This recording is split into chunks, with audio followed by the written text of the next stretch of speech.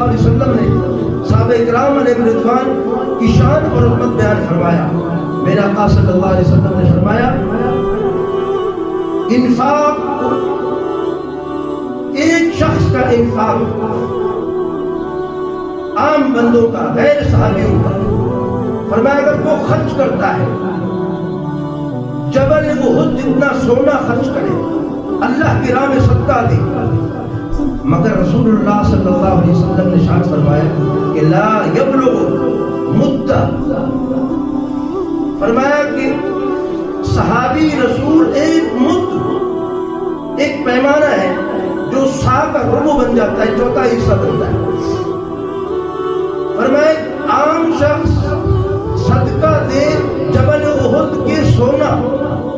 اور صحابی رسول ایک مد گندم کا یا جو کا اگر اللہ کی بارگاہ میں صدقہ دے یا اس سے کم ولا نصیفہ ہو، فرمایا اس کا اتنا ثواب اس شخص کو نہیں ملے گا جس نے جبل احد جتنا سونا اللہ کی بارگاہ میں صدقہ دیا، جتنا صحابی رسول کو صرف ایک مد جو اور ایک مد گندم دینے کے بدلے میں اللہ تعالیٰ کا ثواب عطا فرماتا ہے. سبحان اللہ. اس کی وجہ کیا ہے؟ اور میں اصل وجہ یہ ہے کہ والسر في ذلك ان الاصل الخير والاخلاص في العمل ومحبة الحق سبحانه وتعالى ودوام حضور معه. اور میں اس کی وجہ صرف اخلاص، عمل میں اخلاص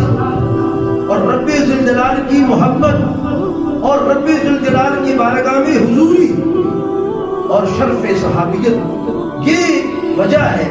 جس کی وجہ سے اللہ رب ذوالجلال نے صحابہ کی اعمال کو اتنا زیادہ ویلیو اور اتنی زیادہ عزت دی. تو میرے بھائیوں، صدیق اکبر رضی اللہ تعالیٰ عنہ کی جو افضلیت ہے وہ تو کثرت ثواب کی بنیاد پر ہے. اسی وجہ سے صاحب ابراز فرماتے ہیں وَلِذَا قَالَ بکر بن عبداللہ المزنی ما فضلکم ابو بکر بصوم وصلاۃ ولکن بشیء فی قلبہ. سیدنا صدیق اکبر کی جو فضیلت ہے انبیاء اور رسول کے بعد ساری کائنات اور ساری مخلوقات پر، وہ کس بنیاد پر ہے؟ فرمایا وہ روزے اور نماز کی بنیاد پر نہیں ہے، وہ طاعات اور عبادات کی بنیاد پر نہیں ہے، ولکن بشیء فی قلبہ، فرمایا وہ اخلاص کی وجہ سے ہے. اور اخلاص جو ہے نا وہ ڈبی ہوئی چیز ہے.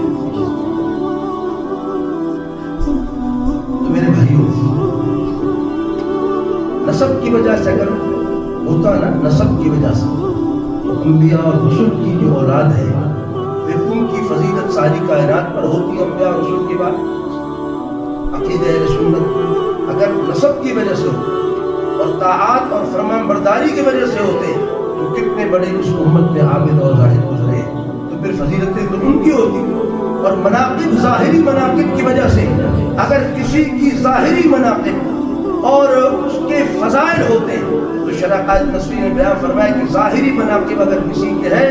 تو سب سے زیادہ مولا کائنات مولا المسلمین سیدنا علی رضی اللہ عنہ ہوگی. مگر افضلیت اہل سنت والجماعت میں، اہل سنت والجماعت کی کتب میں جس کی بحث ہوتی ہے افضلیت کی، وہ تو کثرت ثواب کے ہے.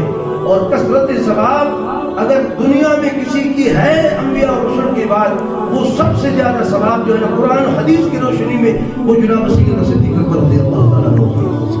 اور اس کے بعد جناب سیدنا فاروق اعظم رضی اللہ تعالیٰ عنہ، اور اس کے بعد جناب سیدنا عثمان ذی النورین رضی اللہ تعالیٰ عنہ، اور اس کے بعد جناب مولا کائنات مولا المسلمین سیدنا علی رضی اللہ تعالیٰ عنہ.